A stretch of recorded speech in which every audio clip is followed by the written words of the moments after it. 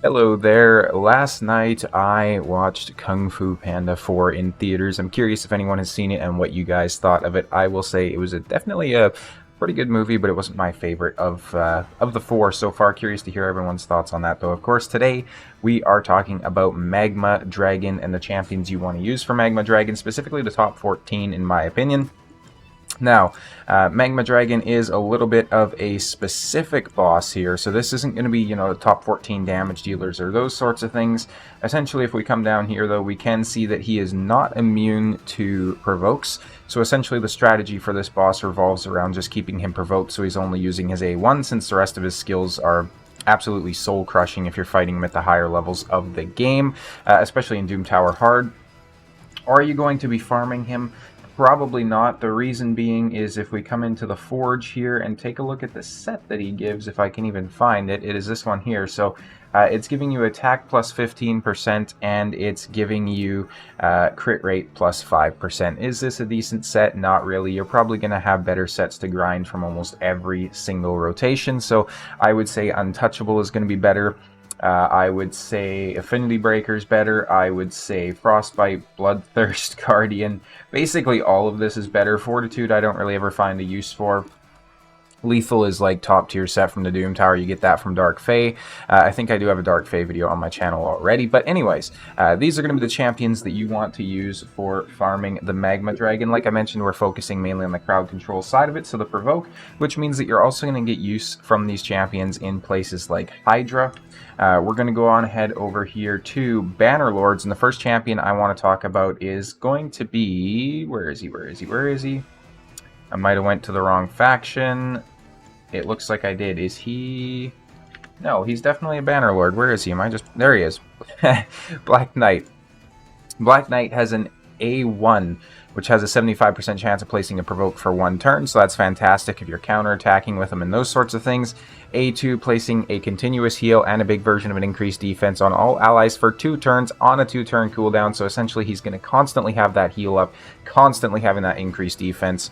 His passive is also placing an unkillable on himself for 1 turn if the incoming damage exceeds 15% max HP in 1 attack, which is fantastic.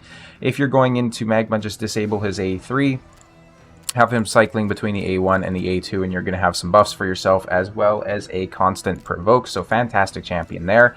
The next champion that we are going to talk about is going to be probably... Well, not probably, definitely the best single target provoke champion in the entire game, and that is going to be War Chief.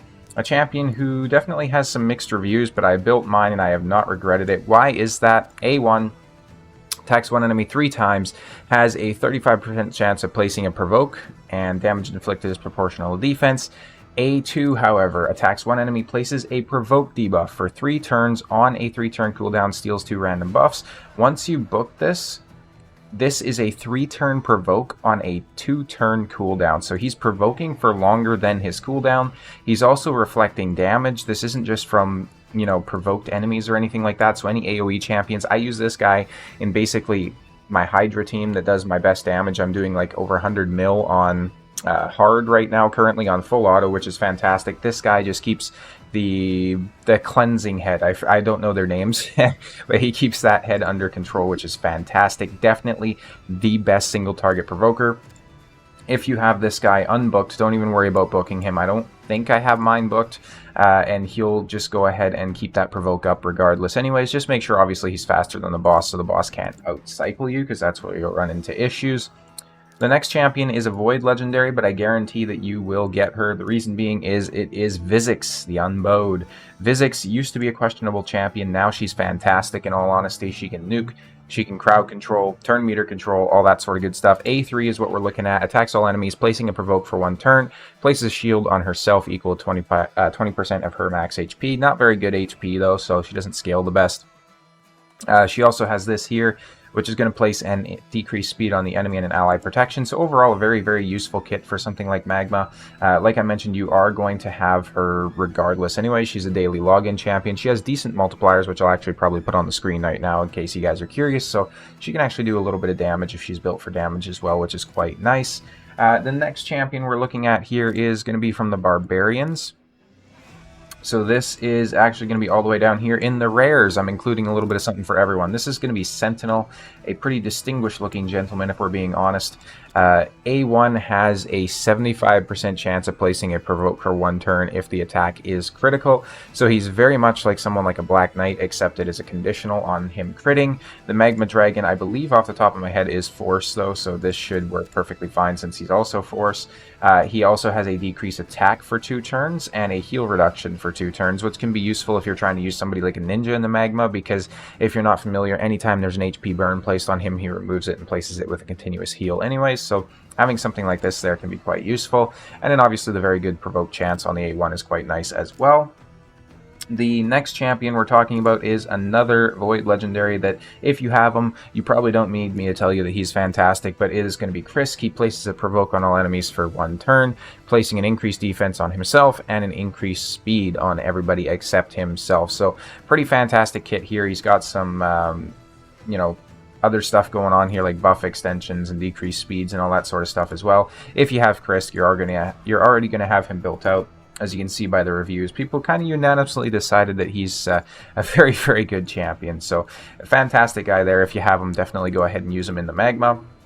He can hard carry you through a lot of stuff in the game anyways. So the next champion is going to be Molly Tankard. Molly is a fantastic champion, albeit with a little bit of RNG. The reviews, I would say, are fairly accurate on her. A2 places a provoke on all enemies for 1 turn, has a 50% chance of placing a provoke for 2 turns instead, and then placing a reflect damage on herself for 2 turns. So the RNG side of this is basically just, you know, it might go up for 1 turn or it might go up for 2 turns. She's also used in one of my Hydra teams just to help keep the heads controlled as well, which is quite nice. She also has this here that she fills the turn meters of all allies by 15% when she's hit, fills the turn meters of all allies by 25% when she's hit by a boss, so that's pretty fantastic as well. And then she does have an HP burn, so she increases her damage if the target's under an HP burn, and she can revive, so overall, quite a fantastic champion there as well. If you have Molly, again, she's probably going to be a champion that you definitely have built, and she is also available in the exchange shop there too. So if you come on over to here, and then if you go to the token trader, you can actually purchase Molly. I purchased her because I wasn't lucky enough to pull her. So, all right, next champion is going to be one that is going to be probably kind of divisive. That is going to be the Archer. Reason being is she's probably one of the best champions in the game, and once the promotional for the Monster Hunter Champions is done, you're probably not going to be able to get her. So she attacks all enemies placing a Hex and a Provoke. If the target is a boss, places a Hex for 3 turns and a Provoke for 2 turns instead. So the Hex isn't going to do much, but this is a 2-turn Provoke on a 3-turn cooldown, while she also brings healing for your team, and she's also going to bring decreased speeds, stuns for the waves, and then she also has an increased accuracy on herself, so you don't even need to build her with as much accuracy as long as you open with the A1. This champion is, as you would probably expect, in my highest damaging Hydra team, so the 100 million there on hard, which is quite nice. She does a very, very good job of controlling it. Actually, I forgot to mention, so with War Chief, he used to be in my highest damaging team. He's not anymore. I just run her. He's in my 2nd highest damaging team, which is like 25 mil on hard, yeah, hard. I think brutal is what I'm thinking. I get the difficulties mixed up, so it's like normal, hard, brutal, and then nightmare, I think. So brutal was where I'm doing 100 mil, and then like 25 on hard, and War Chief is in the hard team. She's in the brutal team. So next up is going to be a bit of an interesting champion that I think is a Banner Lord. Where is he? Yes, Gizcard. So Gizcard has an interesting kit. So A1 has a decreased attack, which is fantastic. A2 attacks everybody, has a 75% chance, so not 100% consistent, of placing a Provoke, and then also places a shield buff on himself. But he also brings an increased defense and an increased attack on all allies, and fills his own turn meter by 15% when he's attacked by an enemy under a Provoke or an increased attack.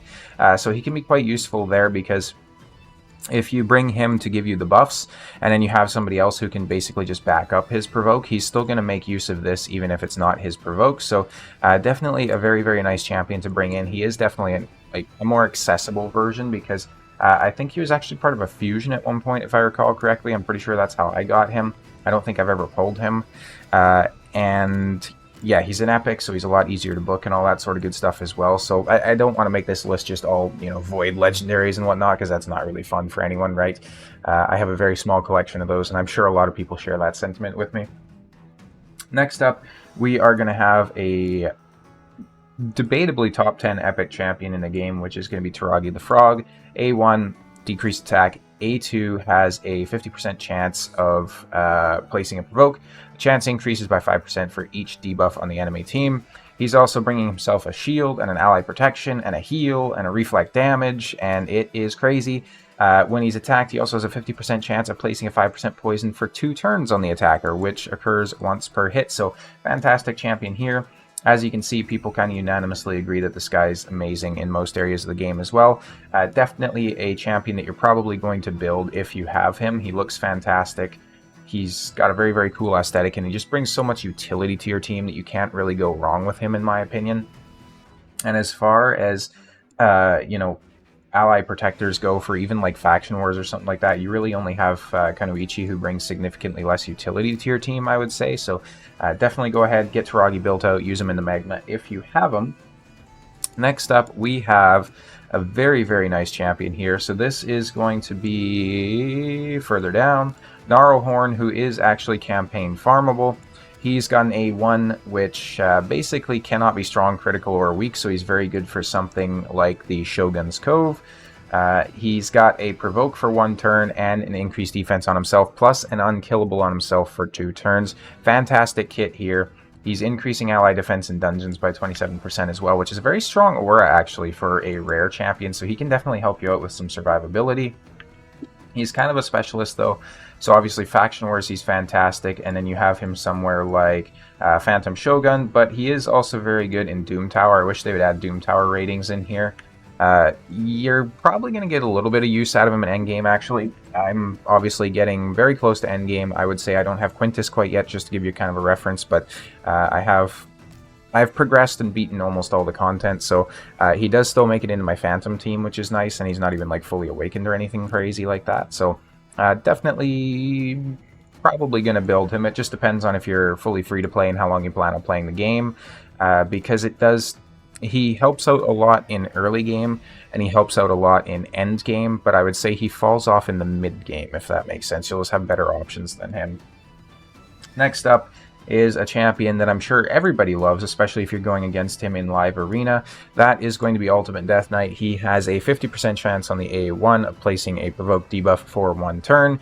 And then, of course, the other thing about him is he has a 50% chance of basically just redirecting that attack when it comes in from the Magma, so he can definitely help out with the provokes as well as just absorbing the hit if you need him to, which is quite nice. I was being sarcastic, by the way. Nobody likes facing this guy in arena, so, what do we got next? We got another champion, actually, from the same faction, which is going to be Husk. This guy is fantastic. A1 attacks 1 enemy 2 times, has a 45% chance placing a provoke for 1 turn. A2 is going to attack all enemies, having a 45, 55, 60% chance placing a stun. And then obviously the damage inflicted is proportional to max HP. So just turn off his A3, have him cycle between these two. For champions where you're disabling a skill, I'd recommend watching my guide on Irith, Lady Irith, that I released. If you look on like the videos, or I might even link it down below, or those sorts of things, I talk about how you want to use specific gear sets to try and optimize when you have like a champion with only a couple of cooldowns there. Which, considering this is on a 4-turn cooldown, you could definitely get some use out of the tips I share in that video. So definitely go check it out if you're going to be using somebody like a Husk. If you have Husk, you're probably going to end up building him. As you can see, he's very decent in most areas of the game where you just need a damage dealer with maybe a little bit of control. Next champion, we're going back here to the Shadowkin. We actually have Burangiri. So Burangiri on his A1 has a 45% chance of placing a provoke, with his damage being based on defense. The reason I recommend this guy, it's not that consistent or anything, but you're probably going to have him built anyways if you're trying to do these solo Bommel strats, since because of his passive he can actually solo Bommel. Very similar to the Lady Annabelle video I made. Basically same exact strategy with him, but you're getting defense scaling, so he can probably do damage a little bit quicker. Fantastic champion overall. Brings a lot of utility for your team. Like I say, if you have him, you probably have him built, especially if you're in the late game. And last champion we have here is going to be from the Undead Hordes again. This guy's definitely going to be a bit more of a late game one. So this is going to be Urost. The reason it's a late game champion is because he is, well, technically I think he's the first champion or second champion that you get from Hard Doom Tower, so you might be able to acquire him fairly easily. But essentially his passive, when he's attacked, he has a 50% chance, books up to 75 of placing a poison on the attacker for 2 turns, and whenever an ally is attacked under a strengthened buff, has a 75% chance of placing a provoke on the attacker for 1 turn. He does bring strengthen and ally protection. You can also easily pair him with somebody like a Mithrala, and then you're going to be throwing some poisons back on the magma, as well as provokes whenever you're getting hit, and a 75% chance land rate is a very, very solid land rate for, provokes or poisons.